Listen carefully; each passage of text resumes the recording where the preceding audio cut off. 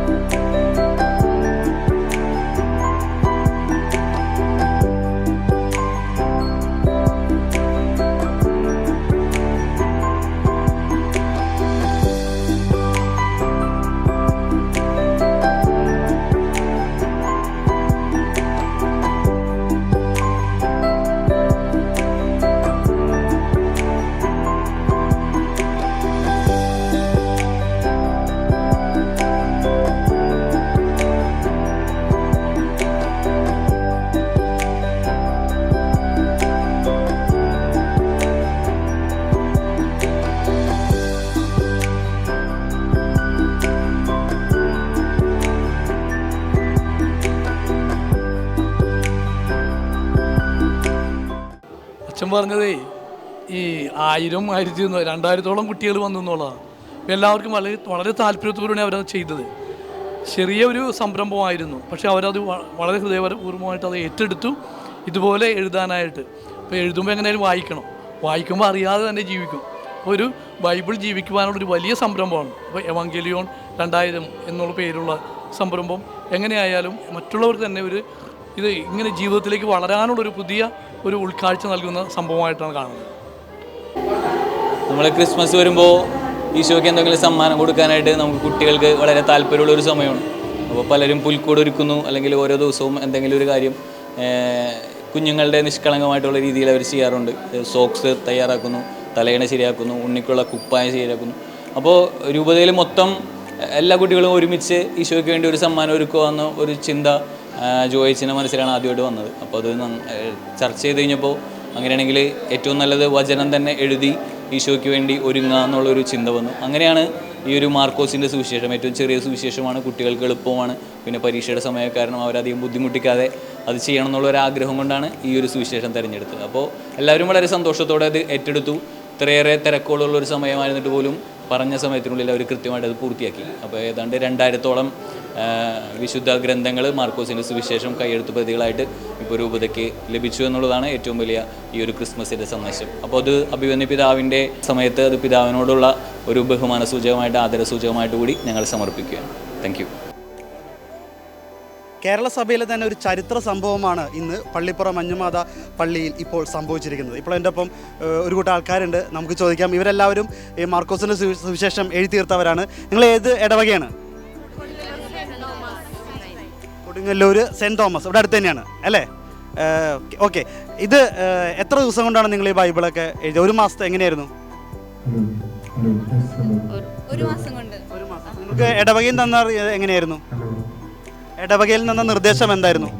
പറ്റുന്നവർ സാധിക്കുന്നവർ എഴുതാൻ ശ്രമിക്കുക. നമ്മുടെ രൂപതയിൽ നിന്ന് പറഞ്ഞിട്ടുള്ള കാര്യം എന്നാണ് പറഞ്ഞത്. അപ്പോൾ സാധിക്കുന്നവർ ശ്രമിക്കുക എന്നാണ് പറഞ്ഞത്. ഓക്കെ. ഇതിനകത്തിപ്പോൾ മതബോധന അധ്യാപകരുണ്ട്, കുട്ടികളുണ്ട് അല്ലേ, മാതാപിതാക്കളുണ്ട്, PTA. നിങ്ങളെല്ലാവരും കൂടി ചേർന്നാണ് ഇങ്ങനൊരു വലിയൊരു ഇത് ചെയ്തു തീർത്തത്. ഇത് ചെയ്തപ്പോൾ എഴുതിയപ്പോൾ വലിയൊരു ദൈവാനുഗ്രഹത്തിൻ്റെ ഒരു കാര്യമാണ് നമ്മൾ ഈ ബൈബിൾ എഴുതുക എന്ന് പറയുന്നത്. പ്രത്യേകം നിങ്ങൾക്കുണ്ടായ അനുഭവങ്ങളും നമ്മുടെ പ്രേക്ഷകരോടൊന്ന് പങ്കുവയ്ക്കാവോ? ഞാൻ 9ാം ക്ലാസ്സിൽ പഠിപ്പിക്കുന്ന വേദശ ടീച്ചറാണ്. എൻ്റെ ക്ലാസ്സിലെ എല്ലാ കുട്ടികളും ഈ വചനം എഴുതി എന്നുള്ളതാണ് എനിക്ക് ഏറ്റവും സന്തോഷമുള്ള കാര്യം. ആദ്യം അവരോട് പറഞ്ഞപ്പോൾ അവർക്ക് അത്രയ്ക്ക് ഇതുണ്ടായിരുന്നില്ല. പക്ഷേ എഴുതി തുടങ്ങി കഴിഞ്ഞപ്പോൾ കുട്ടികളുടെ ജീവിതത്തിൽ വലിയ മാറ്റം ഉണ്ടായി. അവരെല്ലാവരും, എൻ്റെ ക്ലാസ്സിലെ മുഴുവൻ കുട്ടികളും ഇതിൽ പങ്കെടുത്തു. എനിക്കും ഈ വചനം എഴുതാനായിട്ട് സാധിച്ചു. എനിക്ക് ഈ വചനം എഴുതിയപ്പോൾ എൻ്റെ ജീവിതത്തിൽ വലിയ അനുഗ്രഹം ദൈവത്തിൻ്റെ ഉണ്ടായി. എനിക്ക് ഭയങ്കര വേദനയും വിഷമമൊക്കെ ശരീരത്തിലുണ്ടായിരുന്നു. പക്ഷേ ഈ വചനം എഴുതി തുടങ്ങി അവസാനിച്ചപ്പോൾ എൻ്റെ എല്ലാ രോഗങ്ങളും എൻ്റെ എല്ലാ ബുദ്ധിമുട്ടുകളൊക്കെ കർത്താവ് ഏറ്റെടുത്ത് എനിക്ക് മാറ്റി തന്നു. പിന്നെ എങ്ങനെ അത് എഴുതി തീർത്തേന്ന് അറിയില്ല. ഒരു വലിയൊരു എഴുതണ നേരത്ത് നമുക്ക് ദൈവത്തിൻ്റെ ഒരു സ്നേഹം അനുഭവിച്ചറിയാൻ, കരങ്ങളിലൂടെ അത് അനുഭവിച്ചറിയാനായിട്ട് സാധിച്ചു. കാരണം എന്താണെന്ന് വെച്ചാൽ പെട്ടെന്നാണ് എഴുതി തീർന്നത്. ഞാൻ വിചാരിക്കുന്നതിലും വേഗത്തിൽ എഴുതി തീർക്കാൻ പറ്റി. പിന്നെ എനിക്ക് എൻ്റെ കുഞ്ഞുങ്ങളെല്ലാവരും എൻ്റെ കൂടെ പങ്കെടുത്തു. ക്ലാസ്സിലെ എല്ലാ കുട്ടികളും എൻ്റെ കൂടെ ഈ വചനം എഴുതി എന്നുള്ളത് എനിക്ക് ദൈവത്തിനോട് വലിയ നന്ദിയാണ് പറയാനുള്ളത്. മറ്റേ ഇനി ആർക്കാ പറയാനുള്ളത്? ഞാനിപ്പോൾ ഇത് നമ്മുടെ ദൈവവചനം എഴുതി തുടങ്ങിയപ്പോൾ തന്നെ മനസ്സിനൊരു സന്തോഷമായിരുന്നു. കുട്ടികളോടും എല്ലാ കുട്ടികളെയും പങ്കെടുപ്പിച്ചുകൊണ്ട് എഴുതി. അവരാദ്യം മടി കാണിച്ചെങ്കിലും പിന്നെ എഴുതി തുടങ്ങിയപ്പോൾ അവർക്ക് ഭയങ്കര ഇതായി. ഇനി എന്തായാലും അടുത്ത എന്ത് സുവിശേഷം എഴുതാനോ എന്തെങ്കിലും ബൈബിളിൻ്റെ ഭാഗങ്ങളായിട്ട് എഴുതാൻ പറഞ്ഞാൽ അവരെല്ലാവരും റെഡിയാണ്. അപ്പോൾ നല്ലൊരു കൂട്ടായ്മ തന്നെയായിരുന്നു. എല്ലാവരുടെയും ഒരു പങ്കാളിത്തം നമുക്കതിൽ വന്ന്, അതുപോലെ നമുക്ക് കുറേ അനുഭവങ്ങളും മനസ്സിനൊരു സന്തോഷം അതിൽ പങ്കുചേർന്നല്ലോ എന്നുള്ളത്. അത് നമ്മളിപ്പോൾ ഒരു പ്രാവശ്യം മാർക്കോസിൻ്റെ സുവിശേഷം വായിച്ച 10 പ്രാവശ്യം വായിക്കുന്നതിന് തുല്യവുമായി. കാരണം കുറേ കാര്യങ്ങൾ അതിൽ നിന്ന് അവരും പഠിച്ച്. അപ്പോൾ നല്ലൊരു ഇതാണ്. അപ്പം ഇങ്ങനെ ചെയ്ത അച്ഛന്മാർ പ്രത്യേകം നന്ദി പറയുകയാണ്. ദൈവത്തിനും നന്ദി പറയുകയാണ്. ഈ കുട്ടികളോട് ഞാൻ ചോദിക്കുക, പിള്ളേർ നിങ്ങൾ കണ്ടേ ബുക്ക് കണ്ടേ, വളരെ മനോഹരമായിട്ട് ഇവരത് എഴുതി നൽകിയിട്ടുണ്ട്. ചട്ടയൊക്കെ ഇട്ടിട്ട് എല്ലാവരും അല്ലേ, നല്ല ബൈബിളിൻ്റെ രീതിയിൽ ചട്ടയൊക്കെ ഇട്ട് വളരെ മനോഹരമായിട്ടാണ് ഇന്നിവിടെ ഇത് പ്രതിഷ്ഠിച്ചത്. മോളെ, ഇത് എഴുതിയപ്പോൾ അനുഭവം എന്തായിരുന്നു? എത്രയല്ലേ പഠിക്കുന്നത്? 6ാം ക്ലാസ്സിൽ. പേര്? ആൻഫിയ ബിജു. ഞാൻ കൂടുതലും പഠിക്കാറൊക്കെ ഉണ്ടായിരുന്നു. പക്ഷേ ഇത് എഴുതി കൂടെ പിന്നെ ഞാൻ പഠിക്കാനായിട്ട് കൂടുതലും ഇങ്ങനെ എന്താ പറയുക, കൂടുതലിങ്ങനെ ഒരു എന്താ പറയുക ഉത്സാഹം വന്നുകൊണ്ടിരുന്നു. ഇത് എഴുതണ സമയത്ത് അല്ലേ വലിയൊരു അനുഭവ സാക്ഷിയാണ് മോള് പറയുന്നത്. ഇത് എഴുതിക്കൊണ്ടിരിക്കുമ്പോൾ അല്ലേ, ഇതെങ്ങനെ സമയം കണ്ടെത്തി ഇത് എഴുതാനൊക്കെ? സമയം വീട്ടിൽ പ്രാർത്ഥന എത്തിച്ച് കഴിയുമ്പോൾ അപ്പോൾ തന്നെ ഇരുന്ന് എഴുതും. പിന്നെ പഠിക്കാനുള്ളതൊക്കെ പഠിച്ചു കഴിഞ്ഞിട്ട് പിന്നെ ഇരുന്ന് എഴുതും. മറ്റാർക്കാണ് ഇനി? ചേട്ടന്മാരാണെങ്കിലും ഞങ്ങൾക്ക് ഭയങ്കരമായിട്ട് സപ്പോർട്ട് ചെയ്തിരുന്നു. സിജു അച്ഛനാണ് ഞങ്ങളുടെ വികാരിച്ചൻ. അച്ഛൻ ഞങ്ങൾക്ക് ബൈബിൾ എഴുതാനായിട്ടും ഭയങ്കര അധികം പ്രോത്സാഹനം തന്നു. അതിൻ്റെ ആ ഒരു ആത്മീയത ഞങ്ങൾക്ക് പറഞ്ഞ് മനസ്സിലാക്കുന്നത് അച്ഛനാണ്. അച്ഛൻ ഞങ്ങൾക്ക് ഭയങ്കര പ്രോത്സാഹനം തന്നിട്ടുണ്ടായിരുന്നു. വേറെ ആരാ ഇവിടെ? അമ്മോള് പറ. പരിശുദ്ധാത്മാവിൻ്റെ കൃപയും ചൈതന്യം ലഭിച്ചിട്ടാണ് ഞാൻ ഇത് എഴുതിയത്. പിന്നെ ഇതിൽ മാതാപിതാക്കളൊക്കെ എനിക്ക് ചില സമയം സഹിച്ച് തരാറുണ്ട്. ഒരാഴ്ച. ആരാണ് 3 ദിവസം കൊണ്ട് എഴുതിയെന്ന് പറഞ്ഞത്? ഓക്കെ, പറയും. ഞാൻ 3 ദിവസം കൊണ്ടാണ് എഴുതിയത്. 3 ദിവസം കൊണ്ടെടുത്ത് ആദ്യം എഴുതിയായിരുന്നു 5 അധ്യായം, പിന്നെ കറക്ഷൻ വന്ന് അതുകൊണ്ട് പിന്നെ എഴുതിയായിരുന്നു. അങ്ങനെ 3 ദിവസം കൊണ്ട് എഴുതിയത്. ഭയങ്കര ദൈവാനുഗ്രഹം എനിക്ക് കിട്ടിയായിരുന്നു. 3 ദിവസം. അപ്പം എത്ര സമയം എടുത്തു? ഒരു ദിവസമൊക്കെ ഇരുന്നു. ഒരു ദിവസം ഒരു 7 അധ്യായമൊക്കെ വെച്ച് എഴുതി. അങ്ങനെയൊക്കെ തീർത്തു. ഒരു ദിവസം. അപ്പം എത്ര സമയം എടുത്തു? 5 5 മണിക്കൂർ 6 മണിക്കൂർ അങ്ങനെയായിട്ട് എഴുതി. കണ്ടിന്യൂസ് ഇരുന്ന് എഴുതി അല്ലേ? അങ്ങനെ 3 ദിവസം കൊണ്ട് തീർത്തു. കൊടുങ്ങല്ലൂർ സെൻറ് തോമസ് ദേവാലയത്തിൻ്റെ വികാരി അച്ഛൻ ഫാദർ സിജോ വേലിക്കകത്തോട്ട് ഇപ്പോൾ നമ്മോടൊപ്പം ചേരുകയാണ്. അച്ഛൻ്റെ ഇടവകജനങ്ങളും ആണ് ഇവരെല്ലാവരും. അച്ഛൻ എന്തു പറയുന്നു ഈ ഒരു നിമിഷം? അപ്പോൾ ഇതൊരു ചരിത്ര മുഹൂർത്തമാണ് ശരിക്കും.